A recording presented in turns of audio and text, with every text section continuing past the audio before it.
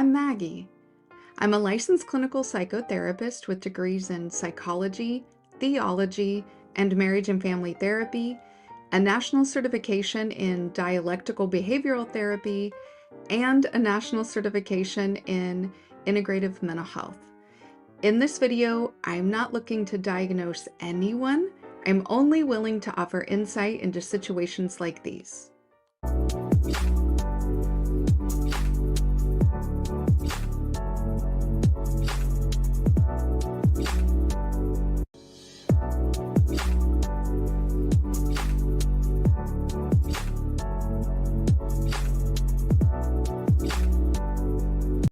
Hello, everybody. Happy Monday.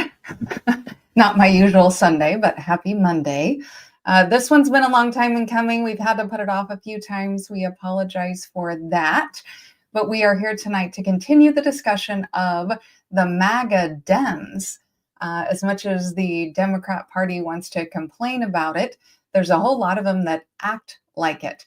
And so we've talked a lot about what's going on now, the most recent history that's led up to this. So if you haven't watched part 1 and part 2, please do so.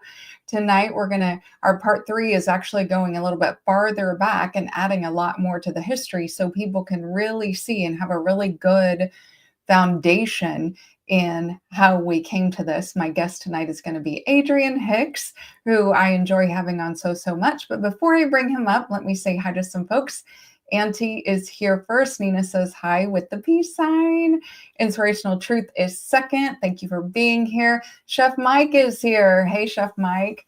And Leon is here. What's up, Leon?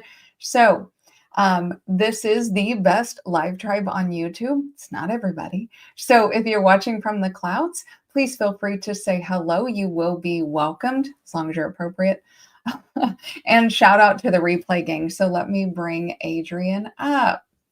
Hello, Adrian. How are you? Hey, how we doing? Let me first lead by saying that I apologize for having such a long and arduous week-long moving process. Had to move out of my shop and into another. Okay, can you still hear me? Yeah. Okay. Because I just lost my earpiece. Anyway, but that's been kind of emblematic of my week. That happened is kind of right now in real time. Let me see if I can adjust the volume here so I can make sure I hear you. Okay. Okay, good. Now I can hear you. But yeah, as a result, I am the reason for us having to delay all of this conversation. So again, I apologize for that, but I look forward to a good conversation and a good show. Well, I appreciate that. I'm noticing, though, on my other camera that we might be glitching a little bit. So for those of you watching live, if you notice that we start glitching, please let me know and I'll just switch to a different feed. If you can do that, I would appreciate it. So tonight, I had told you, you're very good at history. You're very good at research. This is something that I appreciate about you very, very much. And there was just so much history that we hadn't gotten into yet that I wanted to have another show so that, you could share, we can have a conversation about some of the other history that I hadn't gotten into. Yeah, and even more specifically, kind of getting into, because I think that we did a good job of kind of defining what MAGA was and what its origin was. But I wanted to get more into who the Democrats specifically were, and some of that timeline. I have some of that this evening. Admittedly, like I said, I'm probably not in the best position, but we're going to have a good conversation and we're going to figure this out. We'll figure it out. And thank you, Chris Green. Chris Green says, good guest. So that was a shout out to you. All right. I appreciate it. I really do appreciate it. Hopefully I can live up to that tonight. I kind of wanted to, and Maggie, I'm going to be sending you some information for you to kind of put up on screen for us to kind of peruse together. But I kind of wanted to start, again, we in the previous installments of this series, we kind of started around the Nixon era. When talking about the beginnings when talking about the beginnings of MAGA, and I kind of want to go back there, more specifically to at least in the start of this conversation, I just sent it to you, a memorandum that was produced by I believe Patrick Moynihan in 1970 that went to, again, then President Nixon. um, and it's a term that gets tossed around a lot, but I kind of wanted to show where it started from, and the term that I'm talking about is benign neglect. So to give a little bit of the backdrop, of course, this is after 1968, which was in my opinion anyway, a pretty volatile period. When you and I talk about what was going on, and kind of how the country was turning the corner in the civil rights movement, there's something pretty important about the years 1968 to 1972, right? America had a lot of decisions that they could have made at that time. In my opinion, we kind of chose to go in an opposite direction of progress. And, I think some of these memorandums and things like that, were part of that reasoning. And even with what I'm showing you right now, this memorandum came out later, and Nixon and Moynihan tried to walk back some of this stuff, but by that point, as you'll see with a lot of different things that we'll talk about, or a few different things that we'll talk about tonight, the cat had kind of already been let out of the bag. Is this connected to, or is this the same person from the Moynihan report? Yeah, the absolute same person. Okay. Absolutely. The same person. There's the Kerner Commission, and then there was the Moynihan report. But Nixon kind of completely went against the recommendations of the Kerner Commission, and tried to sell, and I think to some degree probably did sell at that time black capitalism and things like that, instead of doing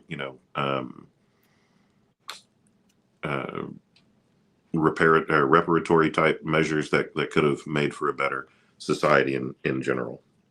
Mm-hmm. But specifically on page 7, if you scroll to page 7,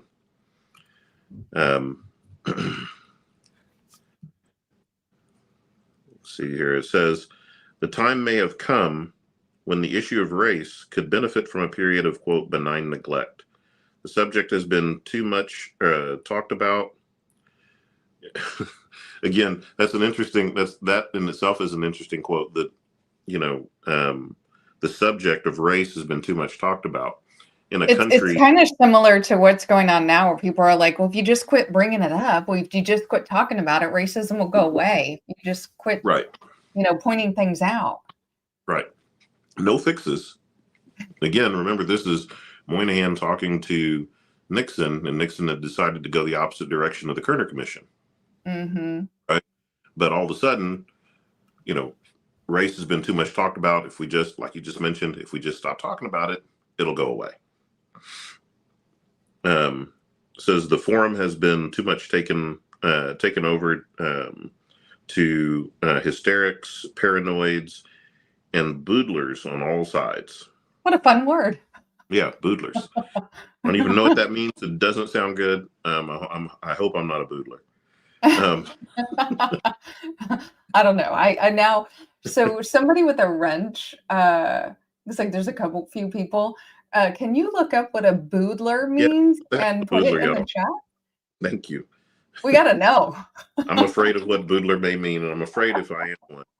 It sounds too much like booty, so I'm like, now I need to know. Now, it says we may need a period in which Negro progress continues and racial rhetoric fades.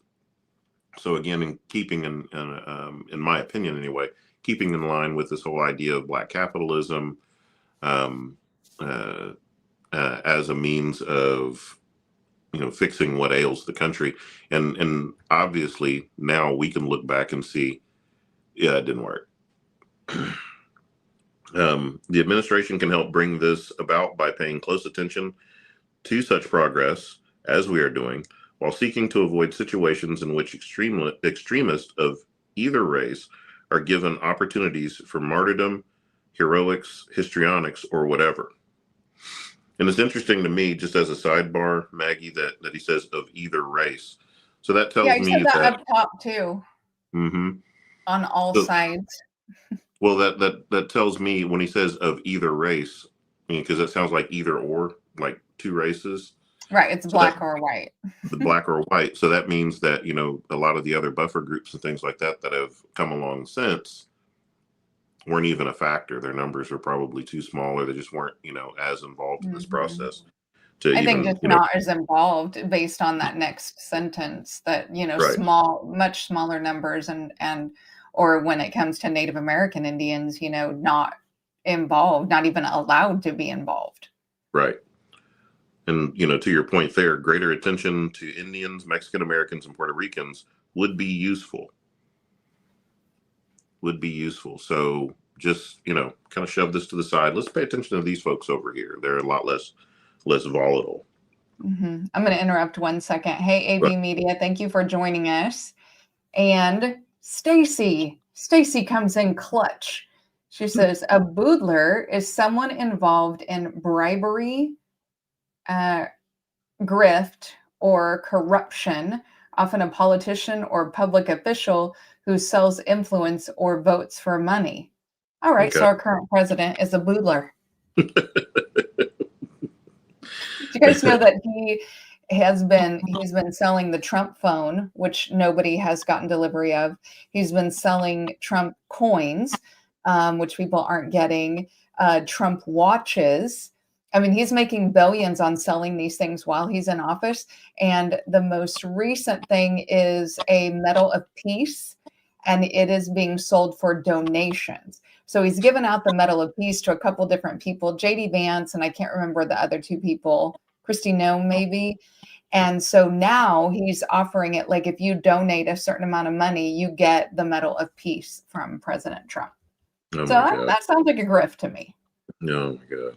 He's the ultimate charlatan and game show host. Yeah, Chris Green says sounds like Trump. Yep, exactly. Inspirational Truth says black capitalism was a scam, but I don't think it originated with Nixon. Nixon, and we can look into that together again. We discover the universe together, right, Maggie? Yeah, exactly. But that was definitely. I'm not saying that he originated the idea of black capitalism, but it was, and I'll need to find the specific references. It was a part of his raft of proposals instead of going the direction of the Kerner Commission. I mean, we know it didn't originate with Nixon because you look at like Black Wall Street and different towns who had shops that were open, they're running businesses, they're doing all these things that you would consider black capitalism simply Right. because it's a town that is black. Right. Not that black capitalism is different than capitalism. It's just done by people who are black. So obviously, he didn't invent it, but I think this is the point where he's like talking about it. Right. And along those lines, I'll probably look that up here real quick and see if we can't find some references to that. But here it is talking about in the Boston Review, the title of it, "A Bad Check for Black America." This was written in 2017, talking about Nixon's embrace of quote black capitalism, the black community, and turned the wealth gap into a chasm. So just that right there, and that's not even a couple of clicks, you can get right into it. Stacey, I gave you a wrench because you came in clutch, so you deserve a wrench on this channel.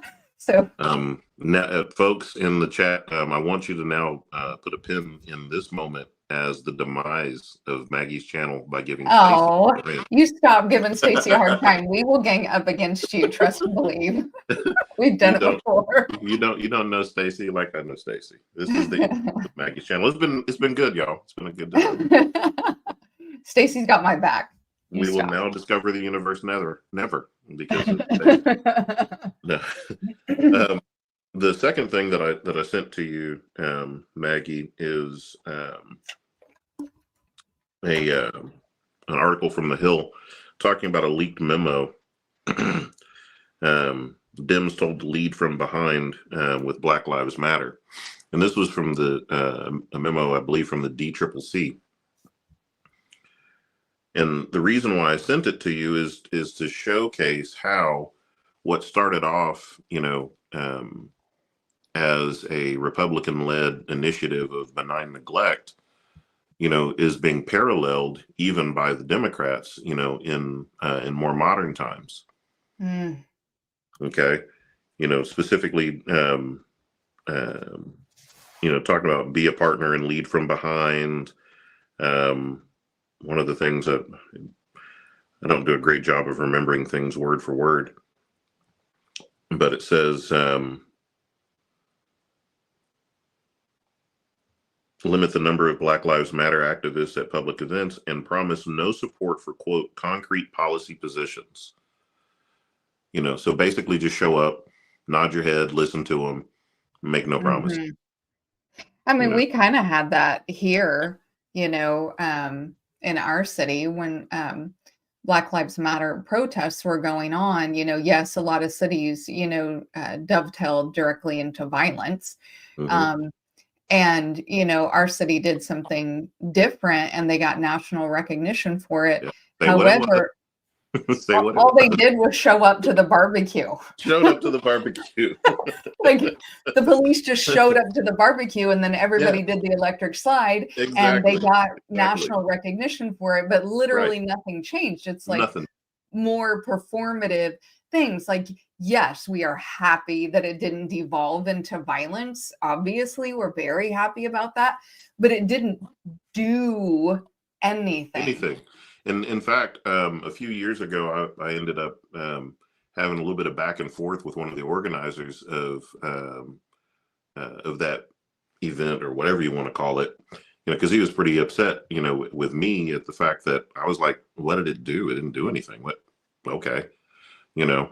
And, he was kind of spiking the football like, he'd scored a touchdown or something like that. It doesn't do anything.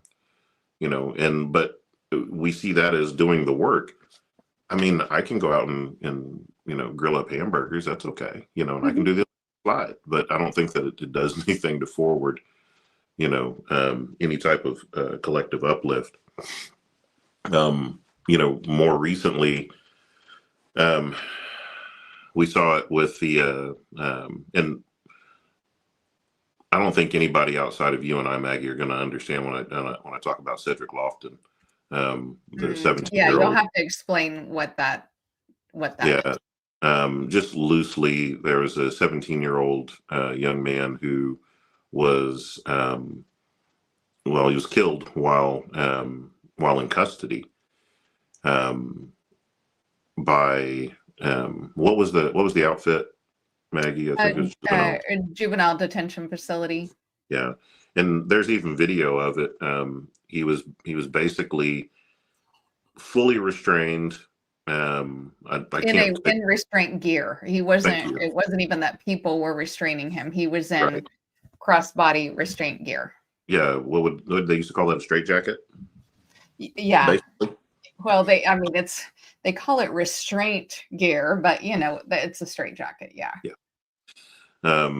And you had grown adults basically sitting or laying on him. I can't remember the details of the video. Several adults, and until he passed. Basically, he suffocated.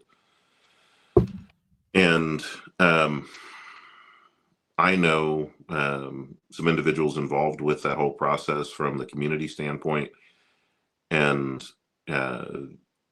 they were trying to get Biden's DOJ, to meet with them, but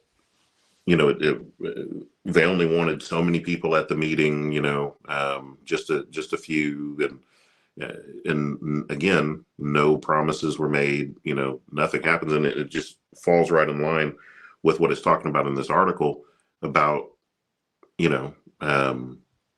don't bring many people, meet behind the scenes, don't make any promises. And, here we are where we watched officials, suffocate this child, and I think what was the verdict? They said it was stand your ground. I don't remember. They were trying to use some really odd thing against a 17-year-old child who Yeah, is in full restraints. restraints, who is in the custody of juvenile field services, like in the custody of juvenile detention. And I know they attempted to do that. I know the internal investigation said, they weren't at fault, obviously, because, when you investigate yourself, you are going to find out that you are not at fault.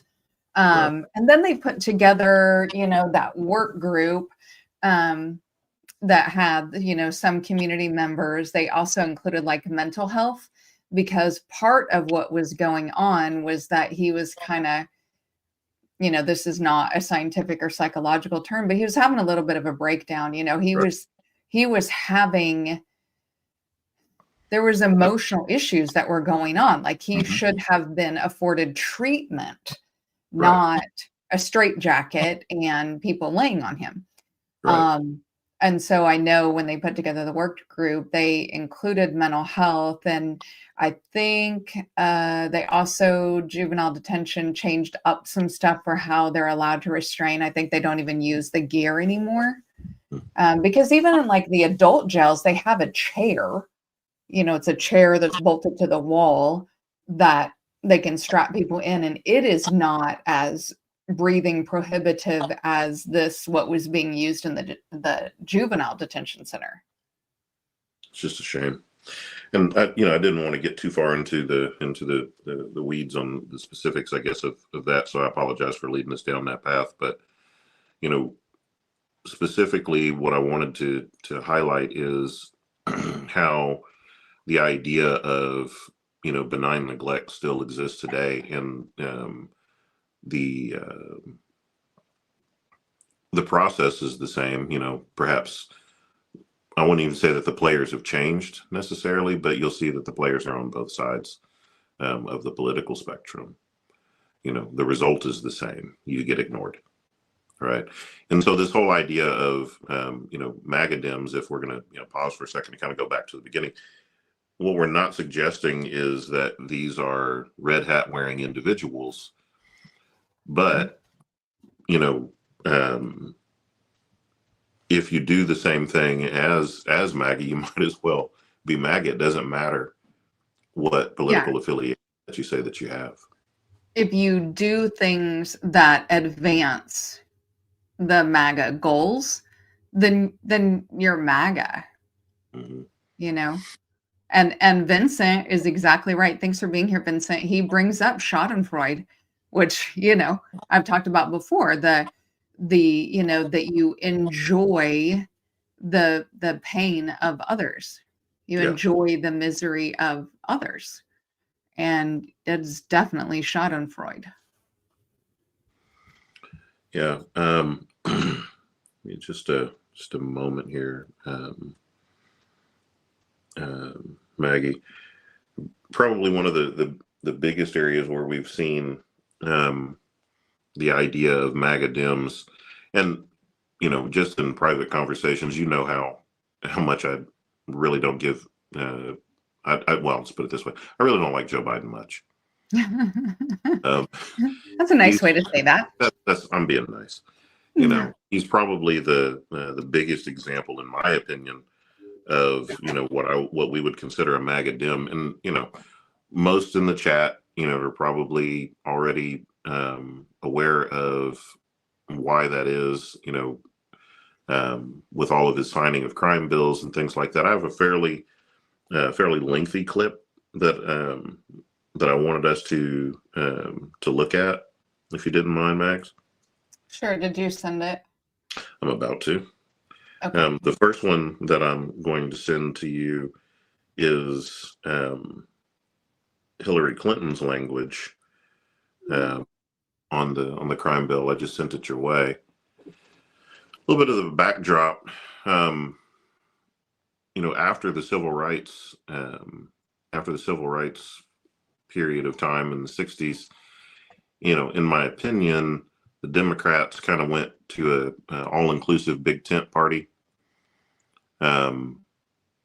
and that went on through the 70s. But in the 80s, there was kind of this resurgence and strengthening of the Republicans. You have Ronald Reagan, who wins 2 terms, and then subsequently, so does subsequently, then you have George Bush Sr. winning a term, and they were able, in part, to do so by labeling the Democrats as being soft on crime. Most famously, I think in the late 80s, I think it was 88 that that Bush won his election.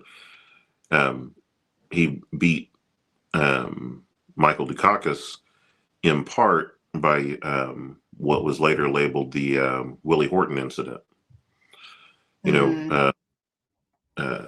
If I recall correctly, and I'm just going strictly off memory, it was an individual that they let out, I guess, on good behavior or something like that for a weekend, and he ends up, murdering some more people, and they were able to use that in an attack ad against Michael Dukakis, and showing that the Democrats are largely soft on crime. Chris Green is talking about that in the comments. The Willie Horton fear ad. Chris Green was saying that in the comments. Okay. And don't beat me up too much if I'm light on the specifics, of who Willie Horton was, and what specifically happened with this case. But ultimately, it was used, to attack Michael Dukakis, and in some ways, political strategists say that that's what helped swing the election. Right? Fast forward, and we get Clinton into office, and this is kind of the pivot point where now you have tough on crime Democrats. I think we talked about the kind of the iconic picture of Bill Clinton signing some crime bills into law, and or was it a campaign stop? Anyway, he was at the foot of Stone Mountain, Georgia, and had inmates assembled behind him.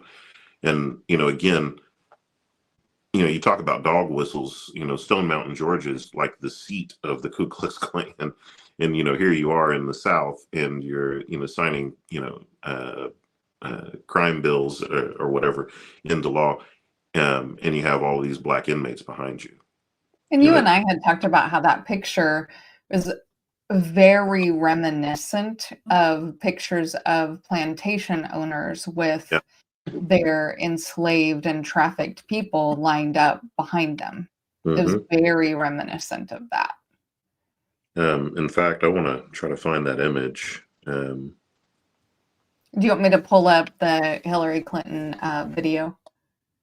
Yeah, if you wouldn't mind, go ahead. Okay, do you want me to go ahead and play it then? Yep. Okay.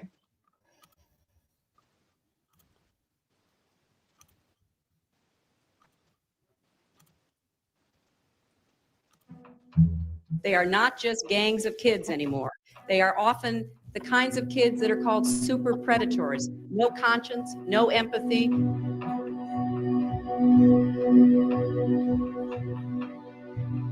I'm not a super predator. Okay, fine, we'll talk about it.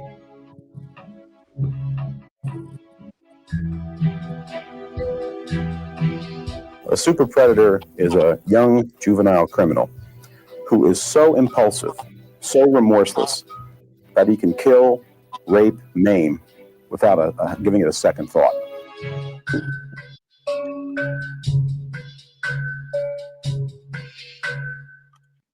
Wait, hold on.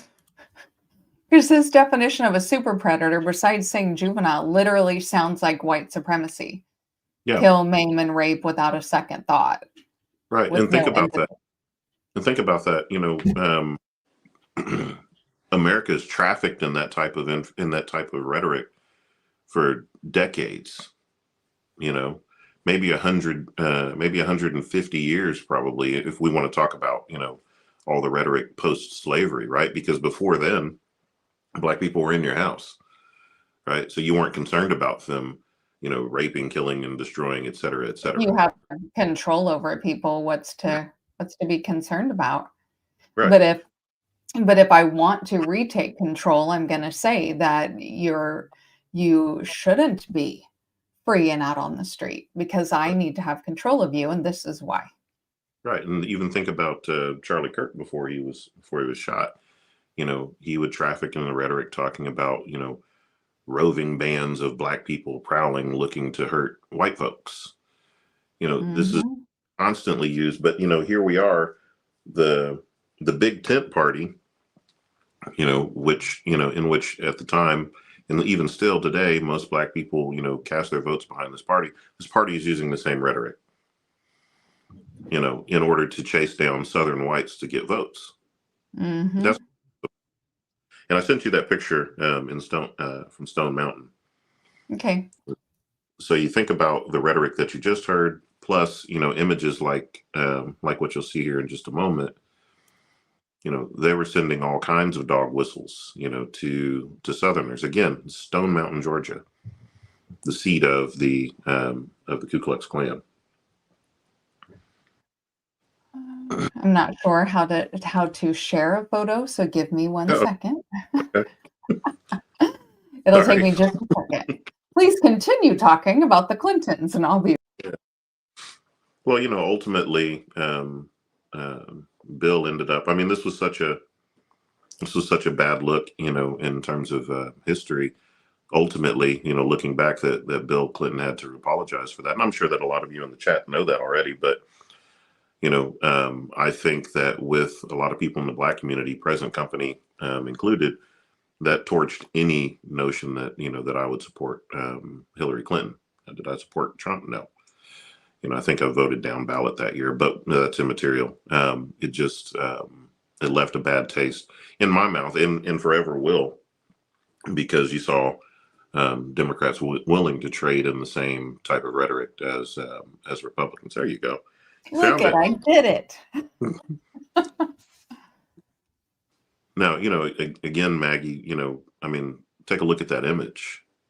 I mean, that's a powerful image. I remember when I first saw, I was a teenager, when that picture was taken. I just remember the visceral reaction, at the time for myself. What about you? Well, I mean, I don't remember seeing it back when, that was occurring. I remember you showing it to me. Okay. As a young person, I wasn't involved in politics in the same way. I think I've said before on this channel that I was raised by people who are hippies, and so what tended to be talked about in front of me was a little bit different. But I remember when you showed it to me, my initial thought and why we had that conversation was, this looks just like a plantation. Yeah. Like, make it black and white, remove the microphone, and you've got a plantation picture right there. Mm-hmm. Absolutely. Absolutely. Even with the happy smiling overseers, with their hands folded behind their backs, right behind him. Yeah, they might as well be on horses. Right.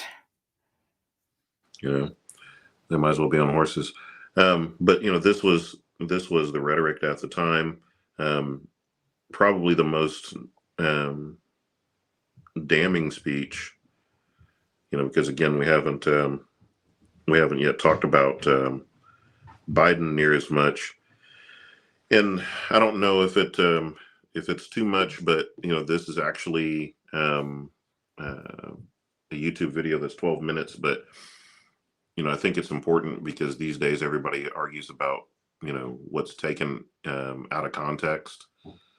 So here you can have the full speech. It's fully in context. I'll probably play it a little bit faster just so that Sure. I don't get a copyright.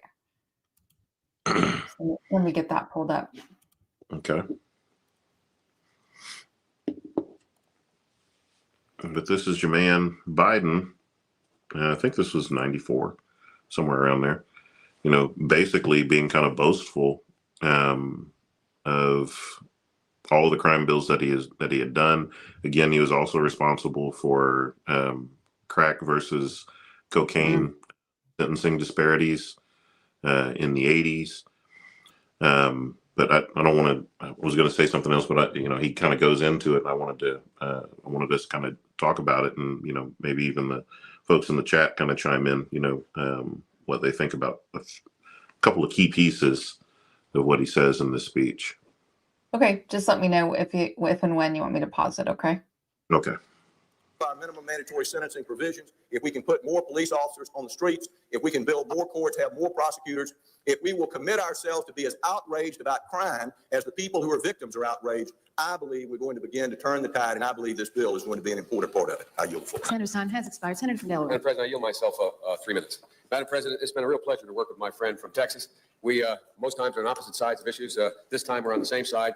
But it is, I realize in this business, it's difficult for us to, notwithstanding the fact we're personally cooperating on this bill, for us to dismiss the prospect of some partisanship. Let me set the record straight on this bill. The underlying bill, which is now the Biden-Hatch bill, was the Biden bill. A guy named Biden wrote that bill, and he wrote that bill by going down and sitting down with the President of the United States of America, not with his Attorney General, not with anyone else, with Bill Clinton, President of the United States of America, who between the time he got elected in November until the time he was sworn in, called me at my home on 6 separate occasions.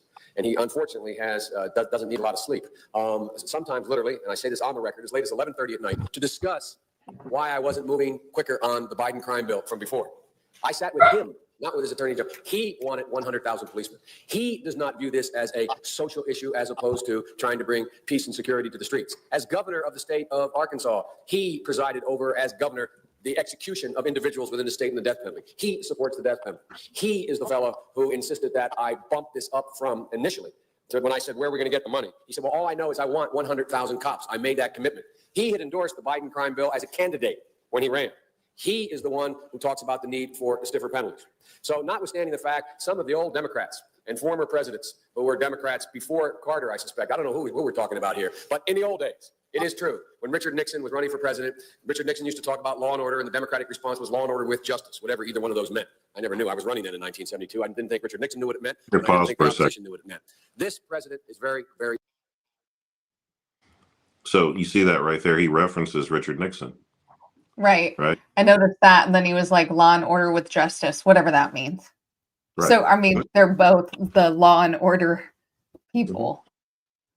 And if you remember the Clinton campaign at that time, I mean, this guy's coming out on the Arsenio Hall show and, all kinds of stuff, playing the saxophone, trying to, woo, black folks into his cause. But at the same time, he's like, I want those cops, on the street. And he would later say that, well, we had or even Biden said, we had the black community wanted these things too. Well, that's because there was also going to be some reforms on the books and monies put into programs for lessening recidivism, getting people off of drugs, things like that, and those policies were, they weren't funded. But, the jails and the cops were, and you end up with another 100,000 people in prison. But it was interesting to me how even he recalled Nixon. Like I said before, it's something really special about that area of time between 1968 and 1972. Mm-hmm. And I think we also have to keep in mind that this is laying all the groundwork that gets us towards private prison and the prison industrial complex. This is laying all the groundwork for that. Mm-hmm. And if we think that Democrats and Republicans alike aren't both personally invested, in private prisons, then, I got swampland in Egypt to sell you. I mean, we literally could. It is an easy thing to look up who's like literally financially invested in the private prison complex. And it's both sides of that aisle. The aisle is in the same room in the same building, and all these people live in the same neighborhood. So we can't think that they're that different. Now, I will say this, I was listening to something just earlier this week, and it was talking about how we are now seeing some people in America either leaving states or leaving their neighborhoods to be around people who are more ideologically aligned with them. Are you talking You know, about like the white neighborhoods? Like the people who want the all white towns? no, just like, well, but yes, obviously that's 'Cause that's an probably, extreme version. yeah, that's it in its most extreme sense. But, we're seeing people leaving, towns, cities and or neighborhoods to go be around folks who ideologically match up with them, whether it be, conservative or liberal, which to me it just blows me away. But no, you can go ahead and continue that. Very straightforward and simple. He knows there are two basic steps here. One step is you must take back the streets. And you take back the streets by more cops, more prisons, more physical protection for the people. He also understands what my friend from Texas understands, and he doesn't talk a lot about, but he signed on to in this bill. He also understands the need to keep people who are first-time offenders, who are nonviolent offenders, or who are potential time offenders who haven't gotten, I yield myself an additional 3 minutes, who in fact are people who are getting themselves into the crime stream for the first time, that they should be diverted from the system. So I hope this crime bill, when it passes, the Biden-Hatch crime bill, as it becomes law, God willing, I hope that we will have ended once and for all this notion that is a hangover from the 60s, that somehow Democrats are weak on crime and Democratic presidents are weak on crime and Republicans are tough on crime. The truth is, every major crime bill since 1976 that's come out of this Congress, every minor crime bill has had the name of the Democratic senator from the state of Delaware, Joe Biden, on that bill, and has had a majority vote of the Democratic members of the United States Senate on the bill. So one of the things I want to do in addition to end the crime. You want to pause there? I'm going to pause right there. Oh, it's because the reason why I wanted to pause it is because, there's this, even the Democrats play both sides of that coin. They talk about how the Republicans are so tough and they're the law and order ones. And we talk about reparative justice and yada, yada, yada. But then we literally, elect Joe Biden, first as vice president and then as president. And then following Joe Biden, we have Kamala Harris, she was a prosecutor. Oh, looks like we lost Adrian for a second. Let me add him. Let's add you back in. And then, the Democrats put up Kamala Harris, who's a prosecutor who was putting, moms, particularly Black moms, in jail. Like, they are tough on crime for certain folks. When they talk about the super predators and all those kind of things, and you have the pictures like Bill Clinton posted up, right? Who Hillary Clinton is talking about. When Trump, now he's not a Democrat, but at the time he was, he takes out the ad about the Central Park Five, there's the children who were accused. And later, when they were exonerated, he's like, yeah, well, they probably did something wrong, And I want to be clear that Trump was a Democrat for his entire adult life until he ran for president. And, he specifically told Oprah Winfrey that he would run, if he was going to run for president, he would run as a Republican because the Republicans are dumb. He said that. I didn't say that. He said it. But even, when he was doing all those things, he was a Democrat and we know who they're talking about.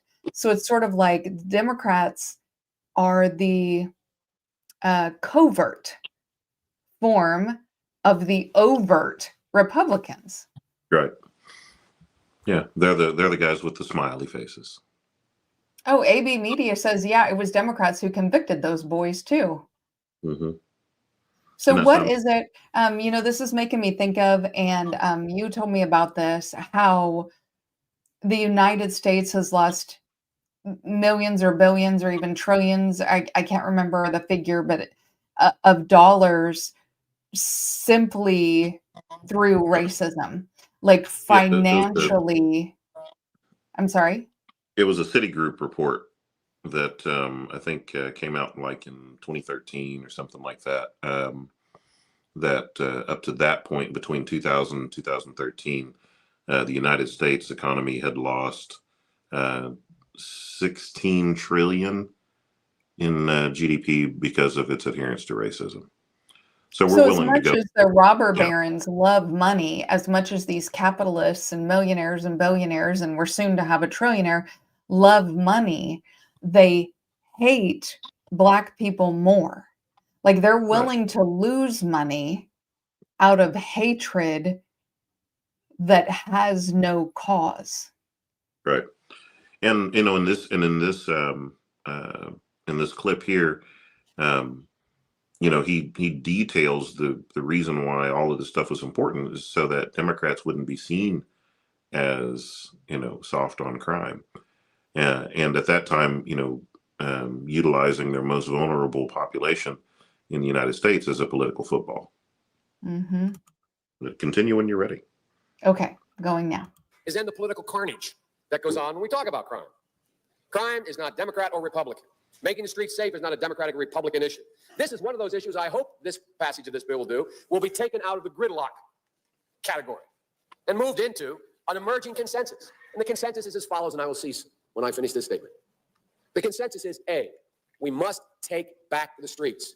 It doesn't matter whether or not the person that is accosting your son or daughter or my son or daughter, my wife, your husband, my mother, your parents, it doesn't matter whether or not they were deprived as a youth. It doesn't matter or not whether or not they had no background that enabled them to become socialized into the fabric of society. It doesn't matter whether or not they're the victims of society. The end result is they're about to knock my mother on the head with a lead pipe, shoot. Now, as a therapist, as a psychologist, I got to stop right there, because what he's literally saying is that we have to take poverty, crime, criminology, we have to take all of that out of it because it doesn't matter.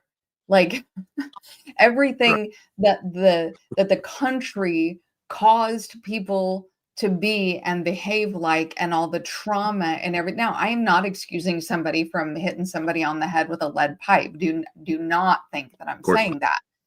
What I'm saying is that simply but through those statements, he's absolved the federal government of creating the situations that create, where somebody is going to hit somebody with a lead pipe, probably to steal their purse. There it is. So, again, to, just to buttress that point that you just made, he knows why. He knows what happened. He knows why these individuals are this way, right? Again, this is the 90s, I believe, by this point. So, we've already gone through Iran-Contra, right? And probably, I can't remember the exact years. We're already starting to get into that period of time with the Gary Webb exposés, right? Where we're finding out that it was in fact the U.S. government that was helping, Antonio Blandón put cocaine, on the streets, and it turned into the crack epidemic, which again is very personal for me, because I had a parent with a substance abuse issue, so I lost my childhood behind the United States and their meddling in the communities. I have a different disposition, but all of the factors were there. I could have been, that kid hitting somebody over the head with the lead pipe, as he said, because the government created that kid, right? But again, for the purposes of just gaining office and perpetual money and wealth and things like that government office affords you, we're willing to utilize the most vulnerable population as a political football. Mm-hmm. Okay, I'm gonna keep going. Go ahead. My sister beat up my wife, take on my sons. So I want to ask, what made them do this? They must be taken off the street. That's number one. There's a consensus on that. The Democratic chairman of the Judiciary Committee, the Democratic president of the United States of America, the Democratic attorney general, the Republican leader of this effort, Senator Hatch, the Republican senator from Texas. We all agree on that. Now, we can find some fringe folks in the study groups on the right wing and left wing, libertarians and left wingers in my party who say, no, that's not what we should do. But politically, that consensus has been arrived at. I acknowledge there was not that consensus in the 60s. There is today. There's a second thing that we all have agreed upon, and that is unless we do something about that cadre of young people, tens of thousands of them, born out of wedlock, without parents, without supervision, without any structure, without any conscience developing, because they... Oh, can he make it any more obvious? Right. Born out of wedlock. He's never gonna say black, but he's gonna use every trope that there is about black people. And again, I just want to remind people, he's talking about children. Right. He's not talking about super predators who are committing scams and ripping off old people's savings, who then create those old people to die from hunger. He's not talking about super predators in the banking industry who take people's money, foreclose on their homes, create food insecurities, put people on the street. He's not talking about those super predators. He's literally using every trope for black people and talking about black people's children as being super predators. I'm looking up something that I want to show you. If you have okay, one. While you're doing that, I'm gonna keep playing while you're looking at the next thing. They literally, I give myself 3 more minutes, because they literally have not been socialized. They literally have not had an opportunity. We should focus on them now, not out of a liberal instinct for love, brother, and humanity, although I think that's a good instinct, but for simple pragmatic reasons. If we don't, they will, or a portion of them will, become the predators 15 years from now. And Madam President, we have predators on our streets that society has, in fact, in part because of its neglect, created. Again, it does not mean because we created them that we somehow forgive them or do not take them out of society to protect my family and yours from them. They are beyond the pale, many of those people. Beyond. We created them, but now we just need to throw them away. They just throw these kids away because, predictive crime, right? Because 15 years from now, they could do this, that, or the third. I want to address AB Media here. He says, Maggie, this is why I laugh when people call President Trump a racist. And I'm not sure if it's because you're saying, well, they're all racists, or if you're saying, Biden's a racist and Trump is not. I think there's plenty of evidence. Excuse me, hold on. A little tickle in my throat. That Trump and Biden are racist. We even saw Kamala Harris doing some racist crap. I sent you an article just as a sidebar, and it's from, because I don't want you to get away from this, I guess. I don't know that you can bring up 2 things at once. I just thought about that just now. But it's from The Nation, and it talks about how the myth of the Negro cocaine fiend helped shape American drug policy. This was back in 1914. So we've literally been trading in this type of rhetoric for 100 or better years. Wow. So when I'm listening to him, helped sell one of the nation's first drug laws. 100 years later, it's still with us. Right. So when I'm listening to him talk just now, I'm hearing, this type of rhetoric from 1914, or I'm remembering seeing newspaper articles talking about cocaine crazed Negroes, that are going to rape your daughter or whatever, and if I remember the details correctly, the folks who owned the docks, especially, this was about dock workers at the time, would give their dock workers little amounts of cocaine to increase their productivity, right? Kind of amp them up, I remember you talking about that. That as was a result of this, energy drink. Yeah, Well, yeah. Some of their I want to monster point this out at here. the I'm sorry, I time. keep interrupting.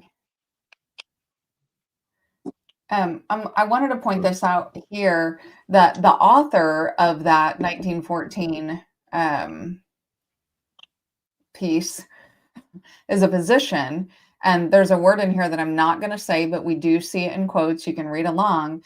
But the Negro fiend imagined that he hears people taunting and abusing him, and this often incites homicidal attacks upon innocent and unsuspecting victims. And he continued, the deadly accuracy of the cocaine user has become So axiomatic he in only Southern imagines that he police hears it. circles. Right? The record of the cocaine N-word near Asheville, who dropped 5 men dead in their tracks using only 1 cartridge for each, offers evidence that is sufficiently convincing. So it makes him a better shot?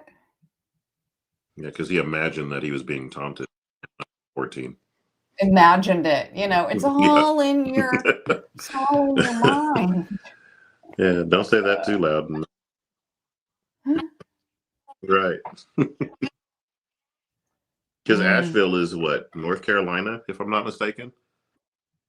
That I don't think that was a Yeah. bastion of fairness in 1914. So. I mean, it says the axiomatic of the South. I mean, we're talking about the South. So, how is the cocaine getting there? Who's bringing it in? In 1914, Black people did not have a monopoly on the docks in the South and own boats to bring in narcotics. Right.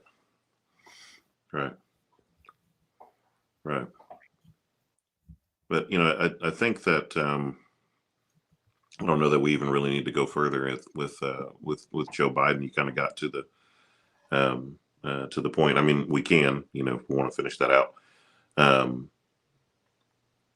But again, I think you hit the nail on the head talking about absolving the U.S. of their part in what created the situation. I really suggest that on that particular subject, we're talking about drugs, etc. You should really go and watch Freeway Crack in the System. A really good video, and it talks about the U.S. involvement in putting drugs onto the streets, and it's a documentary that stars Freeway Rick Ross, not the rapper, the actual Freeway Ricky Ross, and him talking about the original. The original. Him talking about what life was like before and after crack hit the streets, and how it kind of turbocharged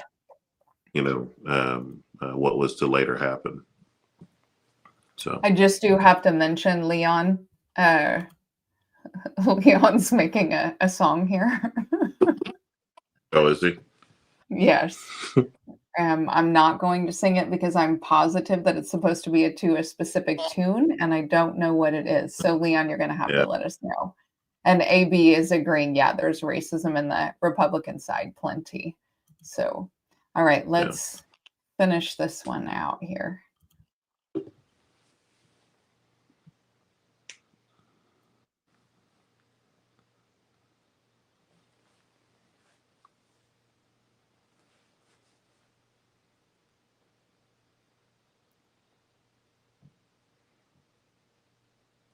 Video's not working with you?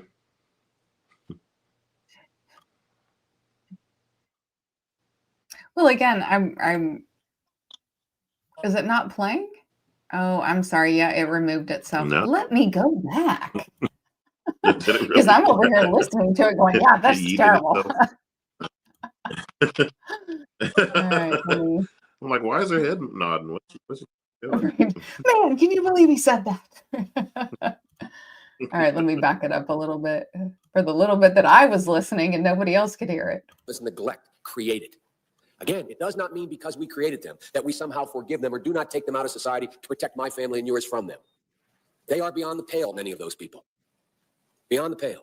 And it's a sad commentary on society. We have no choice but to take them out of society. And the truth is, we don't very well know how to rehabilitate them at that point. That's the sad truth. You're looking at the fellow who was one of the primary architects of the Sentencing Commission. You know what the basic premise of the Sentencing Commission is? I know the presiding officer knows. It was the first time in 80 years we rejected the notion that the condition of sentencing must be related to how long it would take to rehabilitate.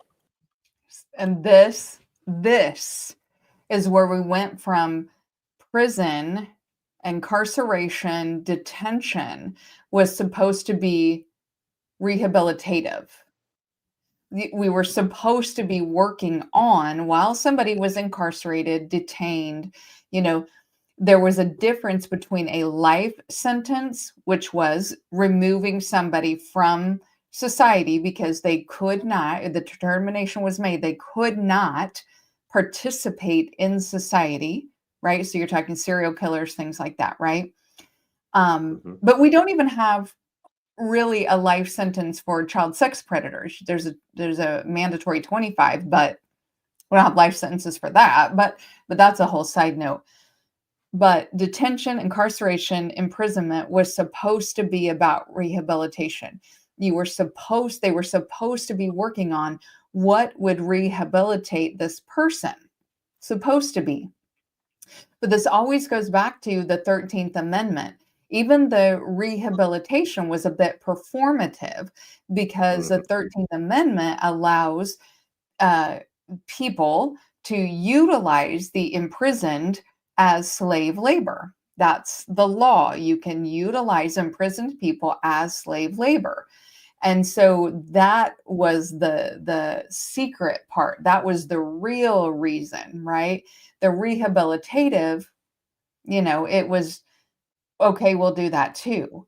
But this was the point, this commission, these sentencing guidelines, where we went from, there's supposed to be a real rehabilitative portion of this to it is specifically punishment. It is specifically to create misery as a way to deter crime. And every study that's ever been done ever shows that this kind of punishment does not deter crime. And we could have the death penalty doesn't deter murder. So I don't know why they would think this would work. I'm sorry, go ahead. No, I was just going to also put in there that, we could have gone a different direction. I mean, right now we see meth use as a what type of issue? Medical. It's a medical issue. It's a health issue. Right. Now, and I remembered something I watched a long time ago. So, I just kind of quickly went into looking at an AI overview. It talks about in the 70s, heroin use was increasingly viewed as a medical problem rather than just a moral failing, leading to more treatment approaches like methadone maintenance, but also heavy criminalization and war on drug policies. So there was a big push at the time for us to look at heroin use in the 70s and late 70s as a medical issue and get these people treatment and help them out. But Nixon's policies, war on drugs, took precedence, and we just, hammered on these people with more criminalization, more and more criminalization. And then one article, as I was looking for this, the title was talking about heroin usage is decreasing. Why? People are switching to crack. And then you just have the gas pedal, put down on criminalization. And Biden says it perfectly. Well, we really don't care that we made these people. Just put them away. Right. MAGA the only thing we care about is any repercussions from doing so. Right. And what are the repercussions? Because again, let's face it, you didn't have a bunch of people hitting, old white women in suburbs over the heads with lead pipes. Right. He was talking about his mother, and I'm like, this lady's old. Who's hitting this lady with a lead pipe, weirdo? Right. They're not doing that. They're beating on each other in their own neighborhoods because, again, crime is about what? Proximity. Well, I don't live Proximity. anywhere near the Biden. So, chances are I'm going to be the one getting hit over the head with a lead pipe. But again, black folks were political footballs. We could lean heavily on white fear, as we've done, like you saw in the article, as we've done for over 100 years now. Mm-hmm. Okay, we'll keep going. Yep. I'm the guy that said rehabilitation, when it occurs, we don't understand it and notice it. And even when we notice it and we know it occurs, we don't know why. So you cannot make rehabilitation a condition for release. That's why in our system, there's the federal system, you serve 85% of your time. I remember what was going on when I was making these arguments in the late 70s. They used to call it Biden's same time for the same crime provision. It's a shame, but we don't know how to rehabilitate. But there is a consensus, and I will cease. A, we must make the streets safer. I don't care why someone is a malefactor in society. I don't care why someone is antisocial. I don't care why they become a sociopath. We have an obligation to cordon them off from the rest of society, try to help them, try to change their behavior. That's why we do in this bill. We have drug treatment and we have other treatments to try to deal with it. But they are in jail, away from my mother, your husband, our family. This is mama. But we would be absolutely stupid as a society if we didn't recognize the condition that nurtured those folks still exist. And we must deal with that. And I think there's a consensus among Republicans in that. Old barbed wire Republican conservatives want to hang them high. Even those folks are saying, hey, we got to deal with the root cause of this. Not one or the other, but separately. And liberal Democrats who used to say, let's look at the sociological underpinnings of why this occurred, and they're now saying, hey, look, we got to take back the streets. We'll make that fight later. So there is a consensus. I hope the remainder of the discussion, as we close out the debate in this bill, we can end that old fight. We can put it behind us. Hopefully we have, the senator from West Virginia said this is a historic moment on this bill, a consensus being reached. I think it is, but I think it's a historic moment for a political reason as well. Hopefully we will end the discussion about whether or not Republicans are Neanderthal and only want to hang them high, and Democrats are wacko liberals and only want to look at the causes. Those days are gone. Evidence. Yep, those days are gone. I was going to kind of stop it there because I wanted to address what Leon just said, because he says, Maggie, let me explain this switch. See, brothers like returning loyal customers. Those meth sellers tend to not have returning customers. I think the other thing to keep in mind, Leon, is that when you look at, and I don't have any studies that I can pull up right now. These are just things that I've read. If somebody wants links, I will get them. But when you look at white drug dealers versus black drug dealers, because meth tends to be sold by white people, crack tended to be sold by black people. When you look at white dealers, they tend to use and be addicted to their product a lot more often than black drug dealers. Black drug dealers tend to be almost abstaining from anything. They tend to be a little bit prohibitive of utilizing anything that's more of a business acumen or a business model. And so it's not even necessarily about return customers, because now fentanyl is in a lot of things and a lot of people are dying. And it's in a lot of things, be it crack, heroin, and all the different names of different things that are out there. Fentanyl's in almost everything. But the dealers themselves don't stay dealers very long because they're using the product. So they're either dying, or they're getting busted, or they're somewhere coming down off a high, or they're having to go into treatment. And so the dealers get traded out a lot, just like the customers get traded out a lot. Meth is also a lot more prevalent in poor white neighborhoods, what we would call like the trailer park neighborhoods, and in the homeless population. It is rampant in the homeless population, where it used to be you might see a homeless person walking around with a 40-ounce can of beer. Now, meth is out on the streets and being given out like candy. I mean, you can get a little tiny rock for like a couple of bucks. And so it's even cheaper than beer. Is that because it's able to be made like in very clandestine ways, as opposed to, crack comes from, cocaine, which comes from a plant, which comes from has to be imported. And yeah. It's and you can take a lot of shortcuts with meth there's something called dirty meth. You can take a lot of shortcuts, you can make it cheaper. And if you make some, I'll just call it watered down, but obviously you're not using water.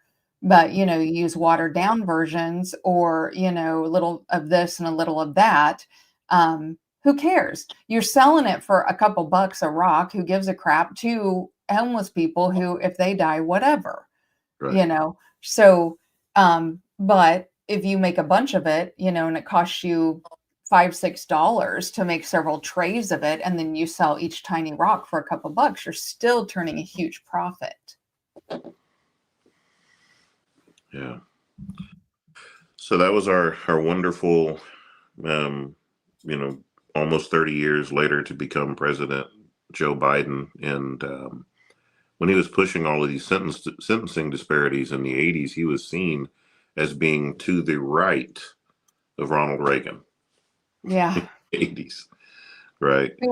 Who on one hand had the just say no from Nancy, and being tough on drugs, but also flooding Black neighborhoods with drugs. Like he put the drugs there and then put people away for life. Right. Right. And, his, Democratic hatchet man, as it were, was Joe Biden, with the sentence at the time. You can go even further in this conversation if you wanted to talk about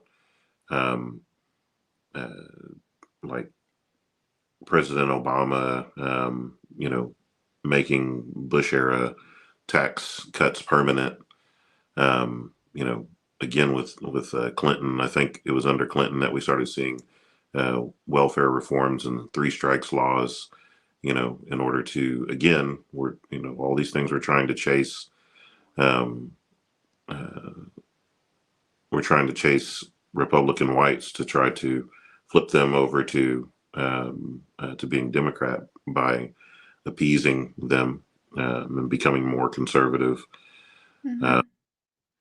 But this is where, and I think why Nixon is pivotal, that era is pivotal, is not just for civil rights and different things that were going on. It's because starting then, the Overton window up until that point would kind of shift back and forth depending on what's going on. From Nixon forward, the Overton window just has steadily moved right, and there's no bounce back. And so now when you look at the Democrats, they are right. The Democrats are right wing, and anybody who, pre-Nixon would have been seen as, a pretty moderate left wing, a moderate, a kind of a centrist Democrat, is now called an extremist. Mm-hmm. Because that from Nixon forward, the Overton window just continues to chug. Like Kamala Harris would have never been seen as a Democrat. No, they're all center-right Republicans right now. Yeah. Mm-hmm. Like everybody is right-wing now. Yeah. So that's what I don't want to, take up forever with your show. I think we're into the hour and 20-minute range. I wanted to say something to Chris, who said Coma Joe seemed less sleepy back then. I was playing it at 1.5, Chris. You can't give him credit for me playing it in fast forward, okay? He was younger, but, and he probably had a little more energy. But, I was playing it in fast forward. So, and again, who were his friends way back when? Senator Byrd, Strom Thurmond, these were all, staunch racist. Mm-hmm. Who were his buddies, back then. So, that apple didn't fall too far from the tree. No, it did not. Mm-hmm. It did not. All right, Maggie, you want to land this plane? I do. Do you have any final words before I end it? No, I think that gives us a good basis for the kind of the political climate that we're in now, because, again, Joe Biden just a year ago was the president.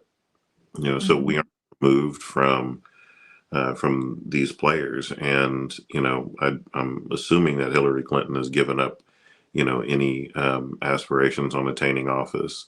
But we're kind of at the end of that Clinton-esque era of politics. I don't know that we ever really got into an Obama era, because he was just wanting to replace himself with a Clinton. And all of that stuff was still buttressed by a lot of the rhetoric from Joe Biden. Especially when they could see that they could win. With a lot of that rhetoric and a lot of that denial of Black issues, et cetera. We saw that again with Kamala Harris, who was just a rank and file, Clinton era Democrat, as far as I can tell. So they Tough on found, crime. yeah, tough on crime, and we know what that meant. Right. It's a dog whistle. It's a dog whistle every time. But it's one that they're willing to use if it means that their political aspirations are met. Well, you know what I call the Dems.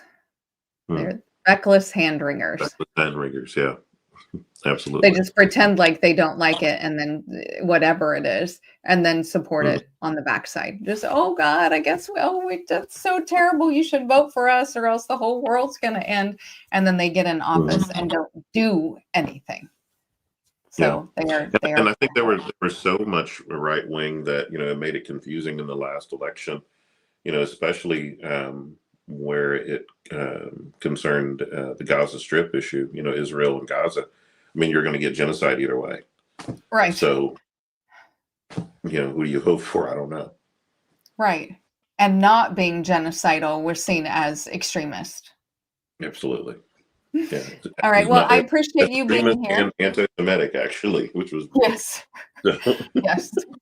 I appreciate you being here. For those of you watching and who enjoy Adrian, and I know we all do, the next show that he's going to be with me on, it's not this coming Sunday, but the next one that he's going to be with me on is looking at Namibia and as a possible place of the Garden of Eden, and what does it actually mean if all of humanity is Black at baseline?